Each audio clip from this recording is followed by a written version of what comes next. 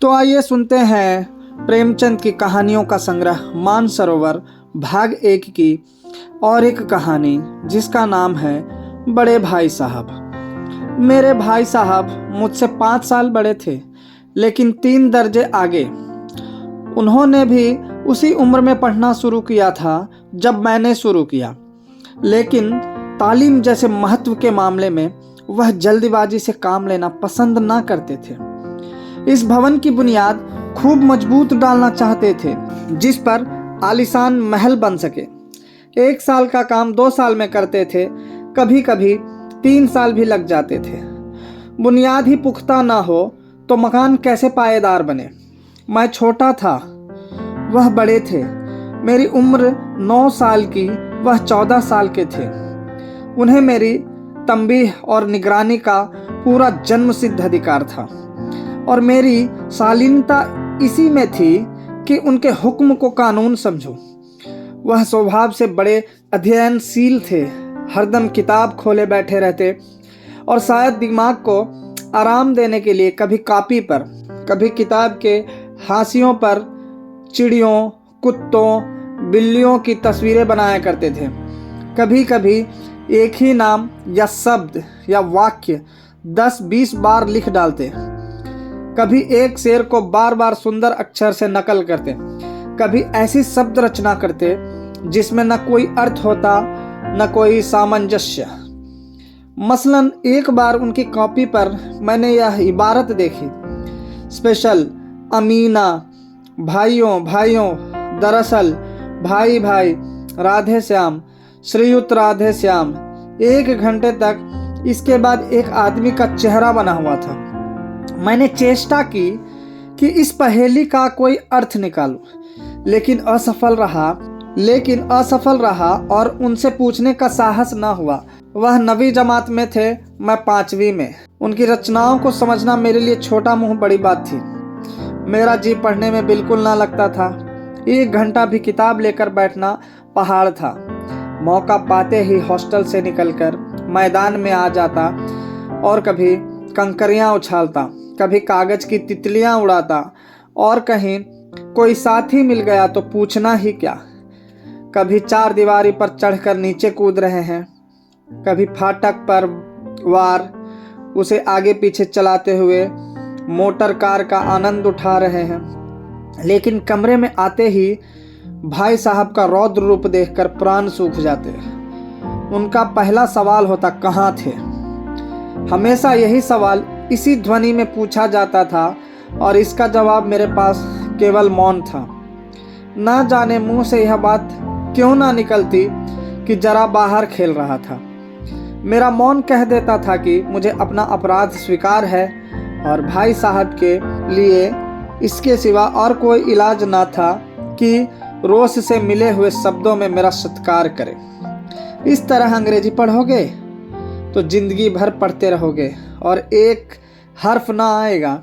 अंग्रेजी पढ़ना कोई हंसी खेल नहीं है कि जो चाहे पढ़ ले। नहीं, ऐरा गैरा नत्थु खैरा सभी अंग्रेजी की विद्वान हो जाते हैं। यहाँ रात दिन आंखें फोड़नी पड़ती है और खून जलाना पड़ता है जब कहीं यह विद्या आती है।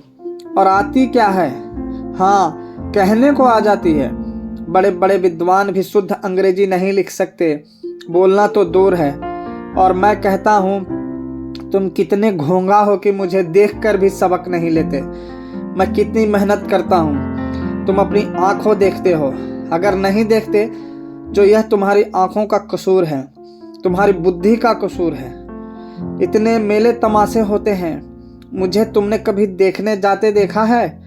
रोज ही क्रिकेट और हॉकी मैच होते हैं, मैं पास नहीं फटकता, हमेशा पढ़ता रहता हूँ। उस पर भी 1-1 दर्जे में 2-2, 3-3 साल पढ़ा रहता हूँ। फिर तुम कैसे आशा करते हो कि तुम यूं खेल कूद में वक्त गंवाकर पास हो जाओगे?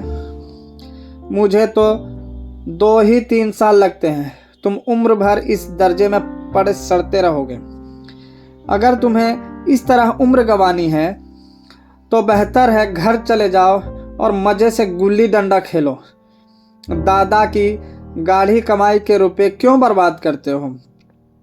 मैं यहाँ लताड़ सुनकर आंसू बहाने लगता। जवाब ही क्या था, अपराध तो मैंने किया, लताड़ कौन से है। भाई साहब उपदेश की कला में निपुण थे। ऐसी ऐसे लगती बातें कहते हैं, ऐसे ऐसे सूखती बांध चलाते कि मेरे जिगर के टुकड़े टुकड़े हो जाते और हिम्मत छूट जाती। इस तरह जान तोड़कर मेहनत करने की शक्ति मैं अपने में ना पाता था और उस निराशा में जरा देर के लिए मैं सोचने लगता, क्यों ना घर चला जाऊं। जो काम मेरे बूते के बाहर है उसमें हाथ डालकर क्यों अपनी जिंदगी खराब करूं। मुझे अपना मूर्ख रहना मंजूर था, लेकिन उतनी मेहनत से मुझे तो चक्कर आ जाता था। लेकिन घंटे 2 घंटे बाद निराशा के बादल फट जाते और मैं इरादा करता कि आगे से खूब जी लगा कर पढ़ूंगा। चटपट एक टाइम टेबल बना डालता, बिना पहले से नक्शा बनाए, बिना कोई स्कीम तैयार किए काम कैसे शुरू करूं। टाइम टेबल में खेल कूद की मद बिल्कुल उड़ जाती। प्रातःकाल उठना, 6 बजे मुंह हाथ धो नाश्ता कर पढ़ने बैठ जाना। 6 से 8 तक अंग्रेजी, 8 से 9 तक हिसाब, 9 से 9:30 तक इतिहास, फिर भोजन और स्कूल। 3:30 बजे स्कूल से वापस होकर आधा घंटा आराम, 4 से 5 तक भूगोल, 5 से 6 तक ग्रामर, आधा घंटा हॉस्टल के सामने टहलना, 6:30 से 7 तक अंग्रेजी कॉम्पोजिशन, फिर भोजन करके 8 से 9 तक अनुवाद, 9 से 10 तक हिंदी, 10 से 11 तक विविध विषय, फिर विश्राम। मगर टाइम टेबल बना लेना एक बात है, उस पर अमल करना दूसरी बात। पहले ही दिन से उसकी अवहेलना शुरू हो जाती। मैदान की वह सुखद हरियाली, हवा के वह हल्के हल्के झोंके, फुटबॉल की उछल कूद, कबड्डी के वह दाव घात, वॉलीबॉल की वह तेजी और फुर्ती मुझे अज्ञात और अनिवार्य रूप से खींच ले जाती और वहां जाते ही मैं सब कुछ भूल जाता। वह जानलेवा टाइम टेबल, वह आंख फोड़ पुस्तकें, किसी की याद न रहती और फिर भाई साहब को नसीहत और फजीहत का अवसर मिल जाता। मैं उनके साए से भागता, उनकी आंखों से दूर रहने की चेष्टा करता। कमरे में इस तरह दबे पांव आता कि उन्हें खबर ना हो। उनकी नज़र मेरी ओर उठी और मेरे प्राण निकले। हमेशा सिर पर नंगी तलवार सी लटकती मालूम होती। फिर भी जैसे मौत और विपत्ति के बीच में भी आदमी मोह और माया के बंधन में जकड़ा रहता है। मैं फटकार और घुड़कियां खाकर भी खेल कूद का तिरस्कार न कर सकता। सालाना इम्तिहान हुआ, भाई साहब फेल हो गए, मैं पास हो गया और दर्जे में प्रथम आया। मेरे और उनके बीच केवल 2 साल का अंतर रह गया। जी मैं आया भाई साहब को आड़े हाथों लूं। आपकी वह घोर तपस्या कहाँ गई? मुझे देखिए, मजे से खेलता भी रहा और दर्जे में अव्वल भी हूँ। लेकिन वह इतने दुखी और उदास थे कि मुझे उनसे दिली हमदर्दी हुई और उनके घाव पर नमक छिड़कने का विचार ही लज्जास्पद जान पड़ा। हाँ, अब मुझे अपने ऊपर कुछ अभिमान हुआ और आत्माभिमान भी बढ़ा। भाई साहब का वह रोब मुझ पर ना रहा। आज़ादी से खेल कूद में शरीक होने लगा। दिल मजबूत था। अगर उन्होंने फिर मेरी फजीहत की तो साफ कह दूंगा, आपने अपना खून जलाकर कौन सा तीर मार लिया। मैं तो खेलते कूदते दर्जे में अव्वल आ गया। जवाब से यह हेकड़ी जताने का साहस न होने पर भी मेरे रंग ढंग से साफ जाहिर होता था कि भाई साहब का वह आतंक अब मुझ पर नहीं है। भाई साहब ने इसे भांप लिया। उनकी ससहसत बुद्धि बड़ी तीव्र थी और एक दिन जब मैं भोर का सारा समय गुल्ली डंडे की भेंट करके ठीक भोजन के समय लौटा तो भाई साहब ने मानो तलवार खींच ली और मुझ पर टूट पड़े। देखता हूँ इस साल पास हो गए और दर्जे में अव्वल आ गए तो तुम्हें दिमाग हो गया है। मगर भाईजान, घमंड तो बड़े बड़े का नहीं रहा। तुम्हारी क्या हस्ती है। इतिहास में रावण का हाल तो पढ़ा ही होगा। उसके चरित्र से तुमने कौन सा उपदेश लिया, या यूं ही पढ़ गए? महज इम्तहान पास कर लेना कोई चीज़ नहीं, असल चीज़ है बुद्धि का विकास। जो कुछ पढ़ो उसका अभिप्राय समझो। रावण भूमंडल का स्वामी था। ऐसे राजों को चक्रवर्ती कहते हैं। आजकल अंग्रेजों के राज्य का विस्तार बहुत बढ़ा हुआ है, पर इन्हें चक्रवर्ती नहीं कह सकते। संसार में अनेकों राष्ट्र अंग्रेजों का आधिपत्य स्वीकार नहीं करते, बिल्कुल स्वाधीन है। रावण चक्रवर्ती राजा था, संसार के सभी महीप उसे कर देते थे, बड़े बड़े देवता उसकी गुलामी करते थे, आग और पानी के देवता भी उसके दास थे। मगर उसका अंत क्या हुआ? घमंड ने उसका नाम निशान तक मिटा दिया। कोई उसे एक चुल्लू पानी देने वाला भी न बचा। आदमी जो कुकर्म चाहे करे, पर अभिमान न करे, इतराए नहीं। अभिमान किया और दीन दुनिया से गया। शैतान का हाल भी पढ़ा ही होगा। उसे यह अनुमान हुआ था कि ईश्वर का उससे बढ़कर सच्चा भक्त कोई है ही नहीं। अंत में यह हुआ कि स्वर्ग से नरक में ढकेल दिया गया। साहेरूम ने भी एक बार अहंकार किया था, भीख मांग मांग कर मर गया। तुमने तो अभी केवल एक दर्जा पास किया है और अभी से तुम्हारा सिर फिर गया। तब तो तुम आगे बढ़ चुके। यह समझ लो कि तुम अपनी मेहनत से नहीं पास हुए। अंधे के हाथ बटेर लग गई, मगर बटेर केवल एक बार हाथ लग सकती है, बार बार नहीं। कभी कभी गुल्ली डंडे में भी अंधा चोट निशाना पड़ जाता है, उससे कोई सफल खिलाड़ी नहीं हो जाता। सफल खिलाड़ी वह है जिसका कोई निशान खाली ना जाए। मेरे फेल होने पर ना जाओ। मेरे दर्जे में आओगे तो दांतों पसीना आएगा। जब अलजबरा और ज्योमेट्री के लोहे के चने चबाने पड़ेंगे और इंग्लिस्तान का इतिहास पढ़ना पड़ेगा। बादशाहों के नाम याद रखना आसान नहीं। 8 हेनरी को गुजरे हैं।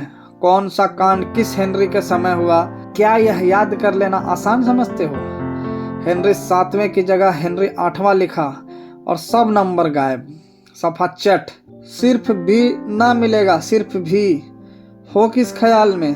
दर्जनों तो जेम्स हुए हैं, दर्जनों विलियम, कोड़ियों चार्ल्स। दिमाग चक्कर खाने लगता है, आंधी रोग हो जाता है। इन अभागों का नाम भी न जुड़ते थे। एक ही नाम के पीछे दोयम, तेयम, चहारम, पंचम नगाते चले गए। मुझसे पूछते तो 10 लाख नाम बता देता। और ज्योमेट्री तो बस खुदा की पनाह। अब की जगह अजब लिख दिया और सारे नंबर कट गए। कोई इन निर्दयी मुमतहिनों से नहीं पूछता कि आखिर अबजा और अजबा में क्या फर्क है, और व्यर्थ की बात के लिए क्यों छात्रों का खून करते हो? दाल भात रोटी खाई या भात दाल रोटी खाई, इसमें क्या रखा है? मगर इन परीक्षकों को क्या परवाह? वह तो वही देखते हैं जो पुस्तक में लिखा है। चाहते हैं कि लड़के अक्षर अक्षर रट डाले, और इसी रटंत का नाम शिक्षा रख छोड़ा है। और आखिर इन बेसिर पैर की बातों के पढ़ने से क्या फायदा? इस रेखा पर वह लंब गिरा दो तो आधार लंब से दुगना होगा। पूछिए इससे प्रयोजन? दुगना नहीं, चौगुना हो जाए या आधा ही रहे मेरी बला से। लेकिन परीक्षा में पास होना है तो यह सब खुराफात याद करनी पड़ेगी। कह दिया, समय की पाबंदी पर एक निबंध लिखो जो 4 पन्नों से कम न हो। अब आप कॉपी सामने खोले, कलम हाथ में लिए, उसके नाम को रोइए। कौन नहीं जानता कि समय की पाबंदी बहुत अच्छी बात है। इससे आदमी के जीवन में संयम आ जाता है, दूसरों का उस पर स्नेह होने लगता है और उसके कारोबार में उन्नति होती है। जरा सी बात पर 4 पन्ने कैसे लिखे? जो बात एक वाक्य में कही जा सके उसे 4 पन्ने में लिखने की जरूरत? मैं तो इसे हिमाकत समझता हूँ। यह तो समय की किफ़ायत नहीं बल्कि उसका दुरुपयोग है कि व्यर्थ में किसी बात को ठूंस दिया। हम चाहते हैं आदमी को जो कुछ कहना हो चटपट कह दे और अपनी राह ले, मगर नहीं, आपको 4 पन्ने रगने पड़ेंगे, चाहे जैसे लिखिए, और पन्ने भी पूरे फुल स्केप आकार के।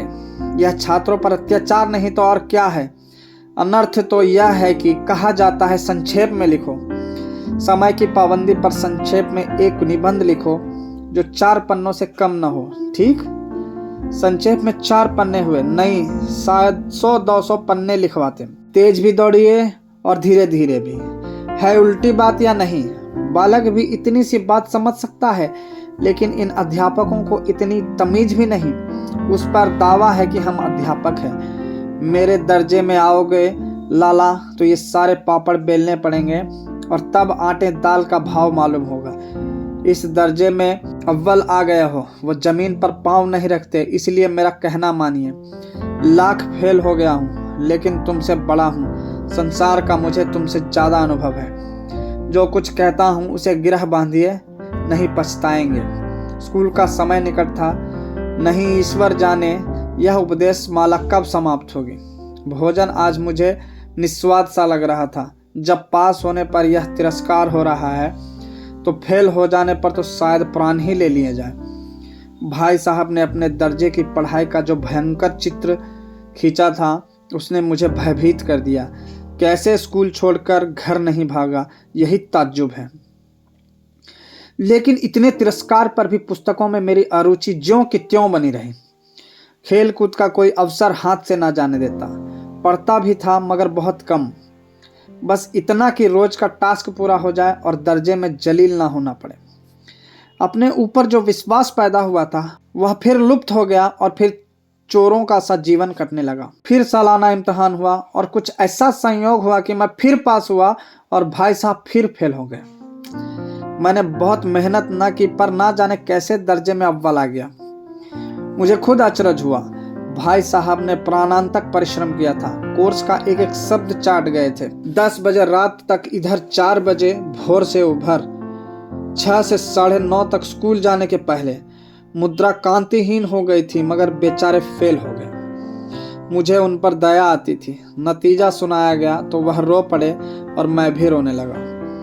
अपने पास होने वाली खुशी आधी हो गई। मैं भी फेल हो गया होता तो भाई साहब को इतना दुख ना होता, लेकिन विधि की बात कौन टाले। मेरे और भाई साहब के बीच में अब केवल एक दर्जे का अंतर और रह गया। मेरे मन में एक कुटिल भावना उदय हुई कि कहीं भाई साहब 1 साल और फेल हो जाए तो मैं उनके बराबर हो जाऊं, फिर वह किस आधार पर मेरी फजीहत कर सकेंगे। लेकिन मैंने इस कमीने विचार को दिल से बलपूर्वक निकाल डाला। आखिर वह मुझे मेरे हित के विचार से ही तो डांटते हैं। मुझे उस वक्त अप्रिय लगता है अवश्य, मगर यह शायद उनके उपदेशों का ही असर हो कि मैं दनादन पास हो जाता हूँ और इतने अच्छे नंबरों से। अब की भाई साहब बहुत कुछ नर्म पड़ गए थे। कई बार मुझे डांटने का अवसर पाकर भी उन्होंने धीरज से काम लिया। शायद अब वह खुद समझने लगे थे कि मुझे डांटने का अधिकार उन्हें नहीं रहा, या रहा तो बहुत कम। मेरी स्वच्छंदता भी बढ़ी। मैं उनकी सहिष्णुता का अनुचित लाभ उठाने लगा। मुझे कुछ ऐसी धारणा हुई कि मैं तो पास ही हो जाऊंगा, पढ़ूं या ना पढ़ूं। मेरी तकदीर बलवान है, इसलिए भाई साहब के डर से जो थोड़ा बहुत पढ़ लिया करता था वह भी बंद हुआ। मुझे कनकौवे उड़ाने का नया शौक पैदा हो गया था और अब सारा समय पतंगबाजी ही की भेंट होता था। फिर भी मैं भाई साहब का अदब करता था और उनकी नज़र बचाकर कनकौवे उड़ाता था। मांझा देना, कन्ने बांधना, पतंग टूर्नामेंट की तैयारियां आदि समस्याएं अब गुप्त रूप से हल की जाती थी। भाई साहब को यह संदेह न करने देना चाहता था कि उनका सम्मान और लिहाज मेरी नज़रों से कम हो गया है। एक दिन संध्या समय हॉस्टल से दूर मैं एक कनकौवा लूटने बनतहासा दौड़ा जा रहा था। आंखें सामने की ओर थी और मन उस आकाशगामी पथिक की ओर जो मंद गति से झूमता पतन की ओर चला जा रहा था। मानो कोई आत्मा स्वर्ग से निकलकर विरक्त मन से नए संस्कार ग्रहण करने जा रही हो। बालकों की एक पूरी सेना लग्गे और झड़दार बांस लिए उनका स्वागत करने को दौड़ी आ रही थी। किसी को अपने आगे पीछे की खबर न थी। सभी मानो उस पतंग के साथ ही आकाश में उड़ रहे थे। जहां सब कुछ समतल है, न मोटर कारें हैं, न ट्राम है, न गाड़ियां। सहसा भाई साहब से मेरी मुठभेड़ हो गई, जो शायद बाजार से लौट रहे थे। उन्होंने वही मेरा हाथ पकड़ लिया और उग्र भाव से बोले, इन बाजारी लौंडों के साथ धेले के कनकौवे के लिए दौड़ते तुम्हें शर्म नहीं आती? तुम्हें इसका भी कुछ लिहाज नहीं कि अब नीची जमात में नहीं हो बल्कि 8वीं जमात में आ गए हो और मुझसे केवल एक दर्जा नीचे हो। आखिर आदमी को कुछ तो अपनी पोजीशन का ख्याल करना चाहिए। एक जमाना था कि लोग 8वां दर्जा पास करके नायब तहसीलदार हो जाते थे। मैं कितने ही मिर्लच्चियों को जानता हूँ जो आज अव्वल दर्जे के डिप्टी मजिस्ट्रेट या सुपरिटेंडेंट हैं। कितने ही 8वीं जमात वाले हमारे लीडर और समाचार पत्रों के संपादक हैं। बड़े बड़े विद्वान उनकी मात हती में काम करते हैं और तुम उस 8वें दर्जे में आकर बाजारी लौंडों के साथ कनकौवे के लिए दौड़ रहे हो। मुझे तुम्हारी इस कमअक्ली पर दुख होता है। तुम ज़हीन हो, इसमें शक नहीं, लेकिन वह जेहन किस काम का जो हमारे आत्मगौरव की हत्या कर डाले। तुम अपने दिल में समझते होंगे मैं भाई साहब से महज एक दर्ज नीचे हूँ और अब उन्हें मुझको कुछ कहने का हक नहीं है, लेकिन यह तुम्हारी गलती है। मैं तुमसे 5 साल बड़ा हूँ और चाहे आज तुम मेरी ही जमात में आ जाओ और परीक्षकों का यही हाल है तो निस्संदेह अगले साल तुम मेरे समकक्ष हो जाओगे और शायद 1 साल बाद तुम मुझसे आगे निकल जाओ। लेकिन मुझ में और जो 5 साल का अंतर है उसे तुम क्या खुदा भी नहीं मिटा सकता। मैं तुमसे 5 साल बड़ा हूँ और हमेशा रहूँगा। मुझे दुनिया का और ज़िंदगी का जो तजुर्बा है तुम उसकी बराबरी नहीं कर सकते। चाहे तुम MA, D.Phil और D.Lit ही क्यों ना हो जाओ। समझ किताबों पढ़ने से नहीं आती। हमारी अम्मा ने कोई दर्जा पास नहीं किया और दादा भी शायद 5वीं जमात के आगे नहीं गए, लेकिन हम दोनों चाहे सारी दुनिया की विधा पढ़ लें, अम्मा और दादा को हमें समझाने और सुधारने का अधिकार हमेशा रहेगा। केवल इसलिए नहीं कि वे हमारे जन्मदाता हैं, बल्कि इसलिए कि उन्हें दुनिया का हमसे ज़्यादा तजुर्बा है और रहेगा। अमेरिका में किस तरह की राज्य व्यवस्था है और 8वें हेनरी के कितने विवाह किए और आकाश में कितने नक्षत्र हैं, यह बातें चाहे उन्हें ना मालूम हो, लेकिन हजारों ऐसी आते हैं जिनका ज्ञान उन्हें हमसे और तुमसे ज़्यादा है।